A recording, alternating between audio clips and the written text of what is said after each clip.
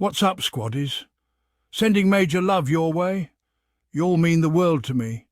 It's Daily Diaries Friday, and you know what that means. Good vibes, real talk and lifting each other up. Smash that like button, drop a comment, hit subscribe, and let's get into it. The 2027 Invictus Games in Birmingham are still over 2 years away, with the official dates now set for July 12th to 17th, 2027. Even with that distance in the future, people are already starting to piece together the logistics, optics and implications of the event, especially when it comes to royal attendance and participation. Just eyeballing the calendar, it's pretty clear that Invictus 2027 will kick off immediately following the end of Wimbledon, which typically concludes with its finals weekend on July 10th and 11th. Why does this matter? Because for decades, Wimbledon marks the unofficial start of the Windsor family's long summer break. The tennis ends, and the royals quietly vanish for weeks, if not months. Prince William and Kate, for example, are notoriously absent from public life from mid-July onward, rarely resurfacing until September unless a mandatory appearance calls them back.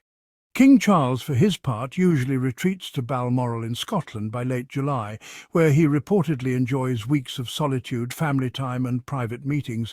So what does that mean for Invictus? Well, it adds a layer of complexity and symbolic weight to the timing of any royal engagement.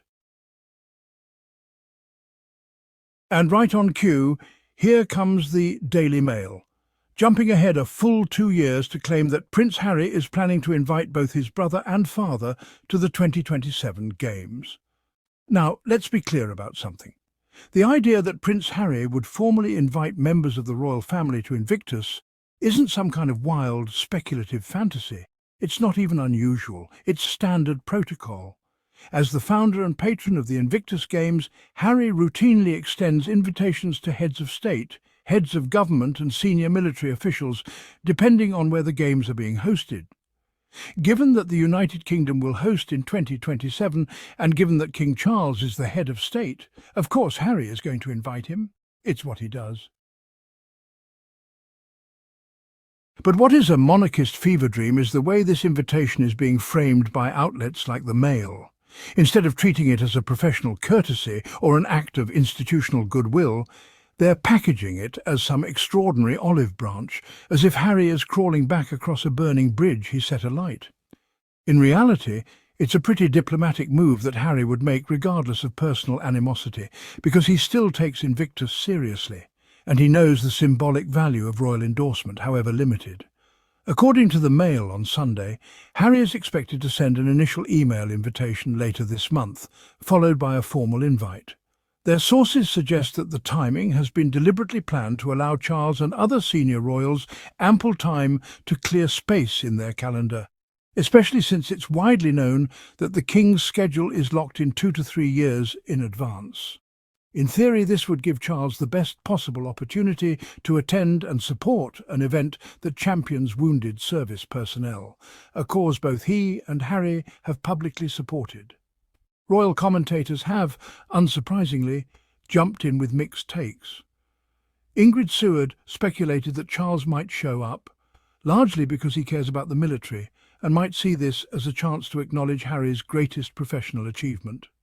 But she also quickly undercut that optimism by saying the main obstacle is trust. Charles doesn't trust Harry not to repeat or leak their private conversations, as he allegedly has in the past. That distrust, Seward implies, extends to the rest of the working royals, who are said to fear being burned again.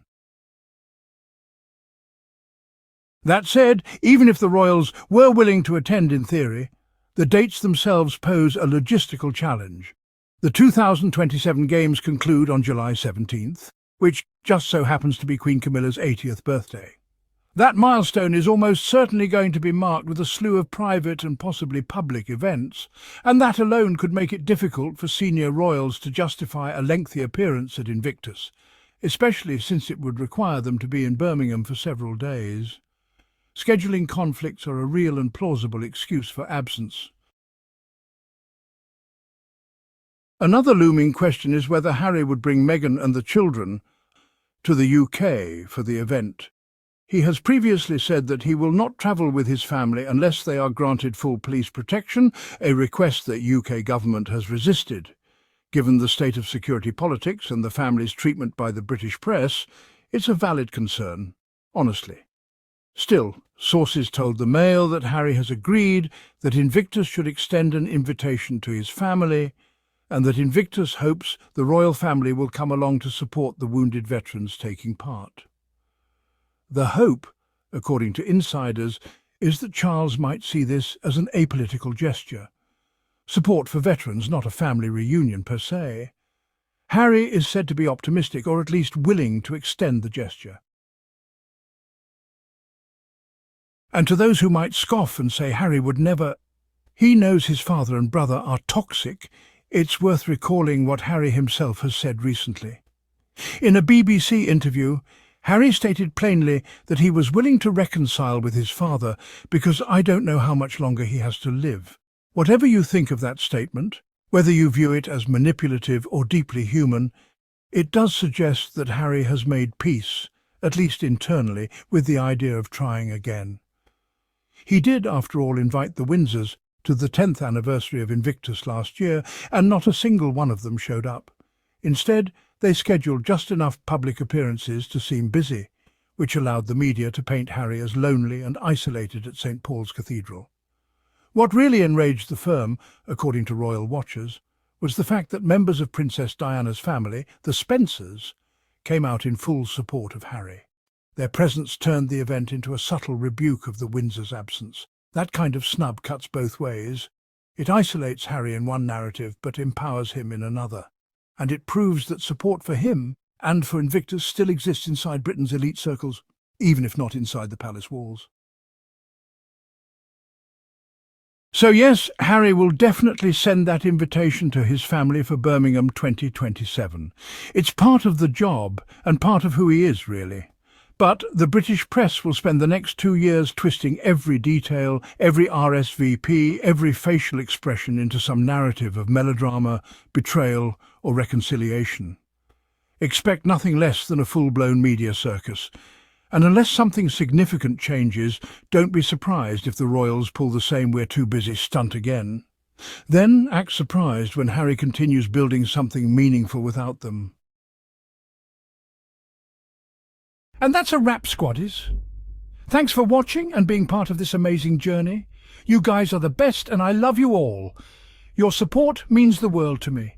If you had a good time, don't forget to give this video a thumbs up, subscribe and hit that notification bell so you're the first to catch our next adventure. Drop your thoughts, questions or even just a quick hello in the comments. I'd love to hear from you. Share this with your friends, your family, or anyone who could use a little inspiration. Until next time, stay awesome, stay motivated, stay safe, and keep shining. Catch you later, squaddies.